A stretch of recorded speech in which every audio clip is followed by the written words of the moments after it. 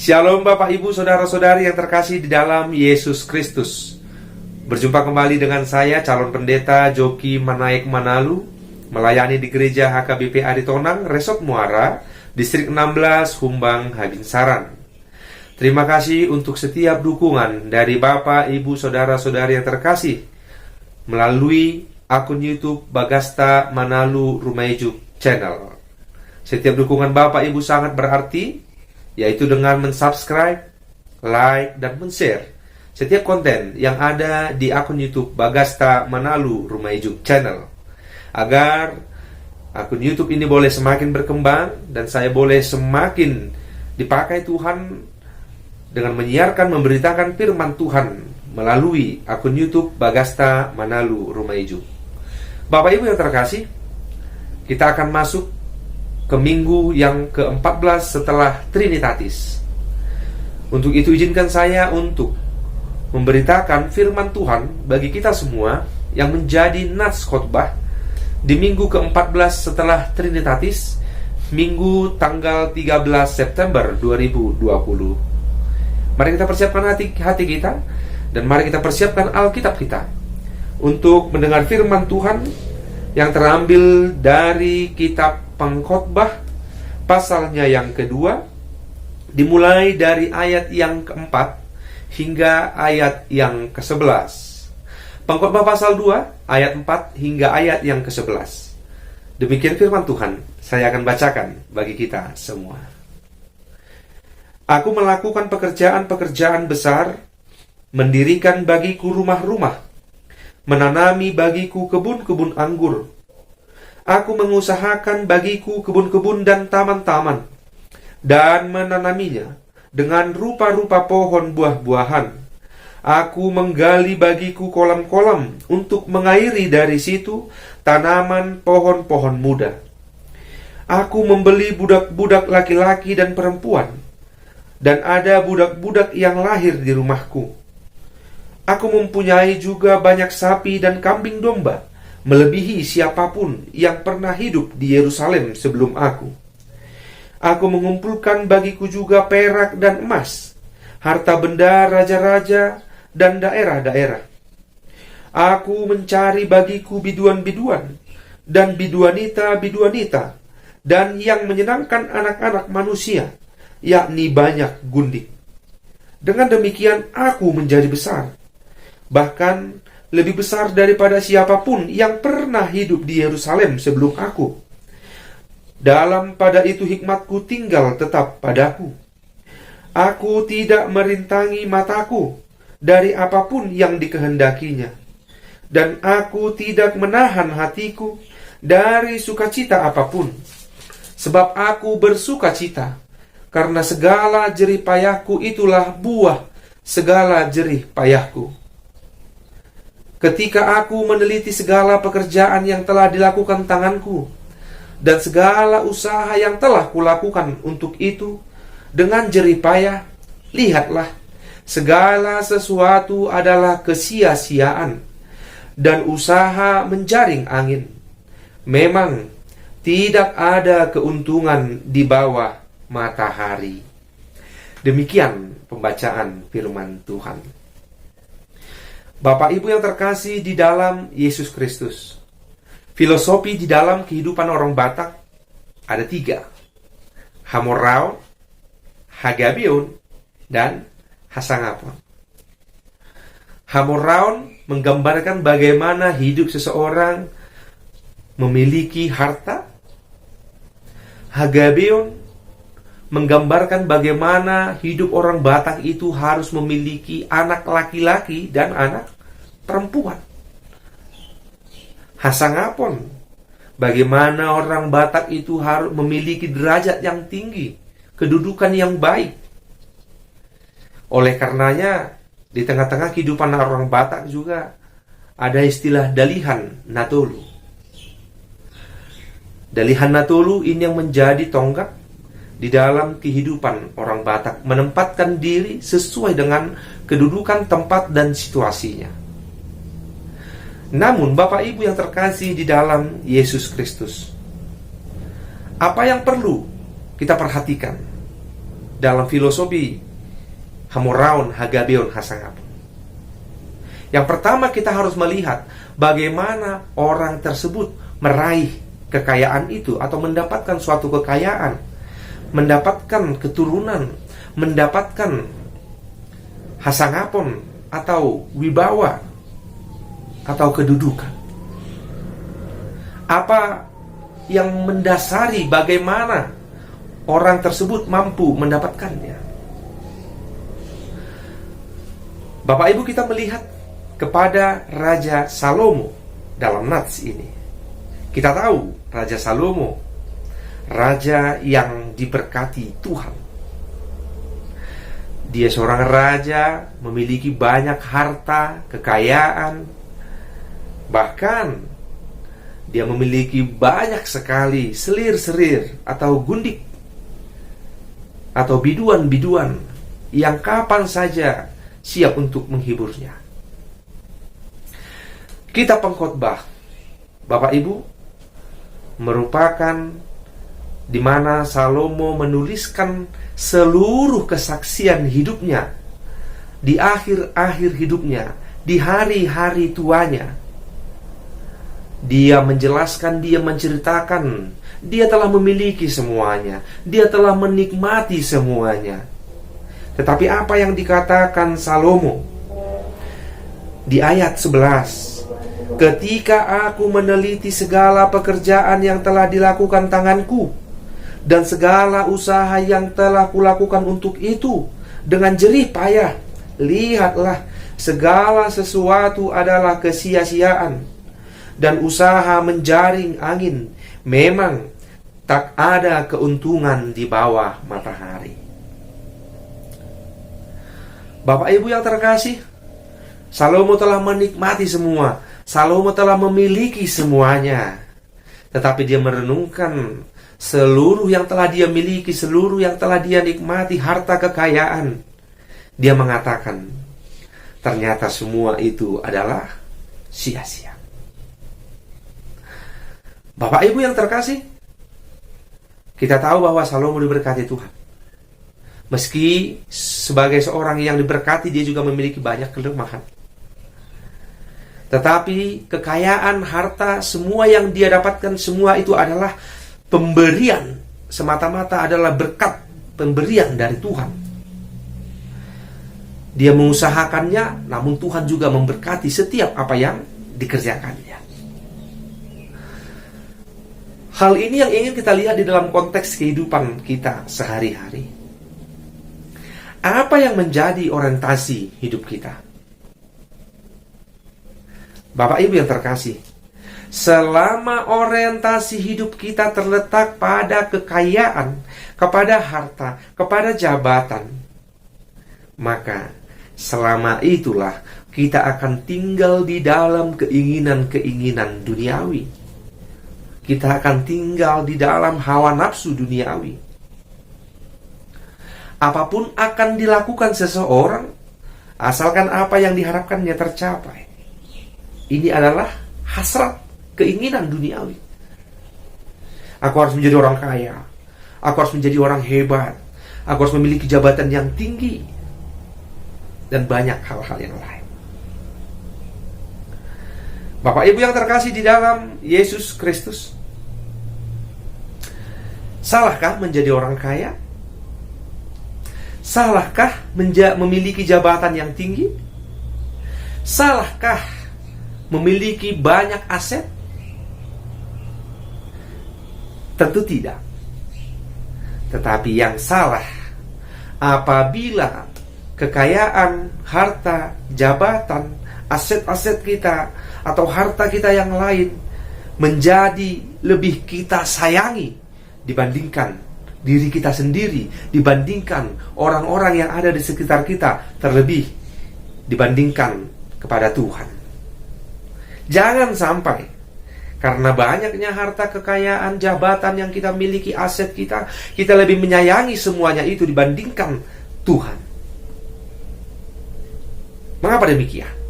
Kita harus menyadari, jika usaha yang kita lakukan untuk mendapatkan atau apa yang kita dapatkan selama ini adalah berasal dari Tuhan, maka apa yang perlu? Kasihilah Tuhan Allahmu, mengucap syukurlah kepada Tuhan. Mungkinkah ada orang yang mampu mendapatkan sesuatu apa yang diharapkan tanpa Tuhan? Mungkin. Yaitu dengan cara-cara kegelapan, cara-cara duniawi. Tetapi ingatlah, itu tidak akan membuat hidup kita tenang. Itu tidak akan membuat hidup kita bahagia. Tetapi ketika berkat yang kita terima adalah berasal dari Tuhan dan atas usaha dan kerja keras kita dan penyertaan dari Tuhan, maka apa yang perlu kita lakukan? Mensyukuri setiap hal yang telah kita terima dalam hidup kita. Bapak Ibu yang terkasih di dalam Yesus Kristus, lihatlah apa yang terjadi ketika manusia lebih menyayangi harta duniawi. Lihatlah apa yang akan terjadi ketika manusia lebih mengasihi hartanya, jabatannya. Mungkin dalam kehidupan kita sering terjadi. Ketika seorang anak atau ada dari keluarga kita mengalami kecelakaan, kendaraan bermotor atau kendaraan bermobil, apa yang pertama kita tanyakan? Realitas yang terjadi, sering sekali kita lebih dahulu menanyakan, seperti apa kendaraannya? Kayak mana? Rusak? Parahkah? Hancurkah? Kita tidak terlebih dahulu menanyakan bagaimana orang yang menjadi korban, tetapi kita lebih dahulu menanyakan kendaraan yang dipakainya. Hal yang sederhana, tetapi dari situ terlihat apa yang lebih penting di dalam hidup seseorang tersebut.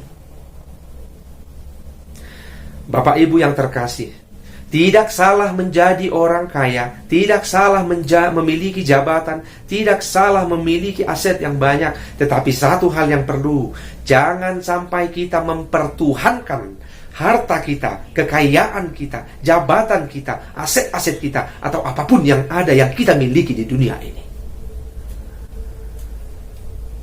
Supaya kenapa? Bapak Ibu yang terkasih di dalam Yesus Kristus, supaya kita mampu untuk selalu mengucap syukur kepada Tuhan, supaya kita tahu menentukan, memilih apa yang terpenting dari yang penting. Ketika kita mampu mensyukuri apa yang kita miliki, maka kita tidak akan lebih mengasihi harta dunia ini dibandingkan orang-orang yang ada di sekitar kita, terlebih mengasihi Tuhan. 1 Timotius 6 berkata bahwa kita datang ke dunia ini tidak membawa apa-apa. Kita juga meninggalkan dunia ini tidak membawa apa-apa. Untuk itu Bapak Ibu yang terkasih di dalam Yesus Kristus, mari kita lihat ke dalam diri kita. Apa yang menjadi orientasi hidup kita? Mari kita selidiki ke dalam hati kita. Banyak pun harta kita saat ini Bapak Ibu, kita memiliki banyak mobil, kita memiliki banyak rumah, memiliki banyak tanah, memiliki jabatan yang tinggi. Pada akhirnya roh kita yang kembali kepada Tuhan. Tubuh kita, harta kita, semua yang kita miliki tinggal di dalam dunia ini. Maka ketika Tuhan mengizinkan kita memiliki kekayaan, harta, jabatan, dan berbagai macam berkat yang kita terima dari Tuhan, satu hal yang harus kita lakukan dalam hidup ini, mensyukurinya di hadapan Tuhan. Dengan seperti apa? Dengan bagaimana kita mensyukurinya? Jadilah berkat buat orang-orang di sekitar kita. Bapak Ibu yang terkasih di dalam Yesus Kristus, Pengkhotbah pasal 12 ayat 13 mengatakan, akhir kata dari segala yang didengar ialah takut akan Allah dan berpeganglah pada perintah-perintahnya. Karena ini adalah kewajiban setiap orang. Karena Allah akan membawa setiap perbuatan ke pengadilan yang berlaku atas segala sesuatu yang tersembunyi, entah itu baik, entah itu jahat. Kelak kita akan mempertanggungjawabkan segalanya. Untuk itu Bapak Ibu yang terkasih, firman Tuhan ini mau mengingatkan kita, jangan pernah untuk lebih mencintai harta kita, jangan pernah untuk lebih mencintai jabatan kita, jangan pernah untuk mencintai apa yang ada di dunia ini, karena semuanya akan kita tinggalkan. Karena ketika hidup kita hanya berorientasi kepada harta, kekayaan, jabatan, maka semua akan sia-sia. Maka semua itu adalah sia-sia.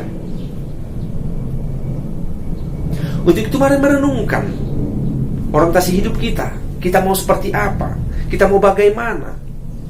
Agar kita layak di hadapan Tuhan. Bapak Ibu yang terkasih di dalam Yesus Kristus, sering sekali hal yang tidak perlu itu yang menjadi orientasi kita. Sering sekali hal yang sesungguhnya itu belum kita perlukan, tetapi itu menjadi sangat perlu. Kenapa? Karena dipengaruhi oleh hawa nafsu, dipengaruhi oleh keinginan-keinginan. Mengapa saya katakan demikian Bapak Ibu? Terkadang, apalagi mungkin buat di tengah-tengah kalangan ibu ya, kalangan perempuan, oleh karena kondisi saat ini banyak sekali di media sosial Facebook yang istilahnya sekarang berjualan online ya, berjualan online. Saya tidak menyalahkan orang-orang yang berjualan online, tetapi bagi setiap orang yang menonton tentunya di sini diperlukan pengendalian diri. Apakah itu perlu? Record doi? Bapak Ibu yang terkasih, begitu banyak sekarang di Facebook yang berjualan online. Karena kita tergiur oleh karena keinginan hasrat. Sesungguhnya tas kita masih banyak, tetapi kita lebih bagus sekali tasnya, premium lagi. Ayo udahlah aku ambillah. Akhirnya kita tergiur, akhirnya kita membelinya, padahal itu belum kita butuhkan. Banyak hal-hal lain yang menggoda kita, yang membuat kita tidak mampu mengendalikan diri kita, sehingga kita jatuh kepada keinginan-keinginan. Kita terhanyut kepada hawa nafsu. Bagaimana untuk memuaskan diri kita sendiri. Bapak Ibu yang terkasih di dalam Yesus Kristus, mari untuk selalu mengucap syukur. Mengucap syukur bukan soal ketika harta kita banyak. Mengucap syukur bukan soal ketika kita menaik jabatan. Mengucap syukur bukan ketika usaha kita berhasil. Tetapi mengucap syukur adalah berterima kasih kepada Tuhan setiap waktu. Bukan soal ketika kita menerima sesuatu. Mengucap syukur bukan ketika kita hanya menerima sesuatu, tetapi setiap saat, kapanpun, dimanapun. Orang yang mampu mengucap syukur, itulah orang yang mampu menerima setiap keadaan di dalam hidupnya. Orang yang mampu bersyukur adalah orang yang mampu untuk selalu, orang yang mampu menerima setiap keadaan, susah ataupun senang. Namun dia percaya atas pemeliharaan Tuhan. Maka jangan sia-siakan hidup kita. Mari untuk menikmati apa yang ada. Mari untuk mensyukuri apa yang ada. Milikilah kekayaan hati. Milikilah kekayaan atas perbuatan-perbuatan baik. Karena di sanalah kita terpanggil untuk menjadi orang-orang yang mampu menjadi berkat di dalam kehidupan kita. Jangan biarkan hidup kita menjadi sia-sia oleh karena keinginan-keinginan duniawi. Jangan biarkan hidup kita menjadi sia-sia karena hidup yang selalu berorientasi kepada harta, kekayaan, jabatan, atau apapun yang ada di dalam dunia ini. Kiranya Tuhan memberkati kita semua. Kiranya kita semakin diingatkan, terlebih di tengah-tengah situasi pandemi COVID saat ini. Bagi para bapak ibu yang mungkin memiliki usaha yang sangat terdampak oleh karena COVID-19, saat ini kita sedang diuji bapak ibu. Diuji oleh kesetiaan kita kepada Tuhan. Apakah kita lebih mencintai harta kita? Apakah kita lebih mencintai perusahaan kita? Namun kita diuji bagaimana seharusnya sikap kita di tengah-tengah situasi pandemi COVID saat ini. Ini ujian yang berat bagi kita. Untuk itu kita harus mengandalkan Tuhan. Kita harus menyerahkan hidup kita ke dalam tangan pemeliharaan Tuhan. Jangan biarkan kita jatuh kepada hawa nafsu, keinginan-keinginan yang lebih mencintai segala sesuatu yang ada di dunia ini. Tetapi mari hidup kita untuk lebih mencintai proses di dalam hidup ini. Terlebih hidup kita lebih kita serahkan kepada Tuhan. Kita mengasihi Tuhan karena Tuhanlah sumber dari segala kehidupan yang kita miliki. Shalom, Tuhan Yesus memberkati.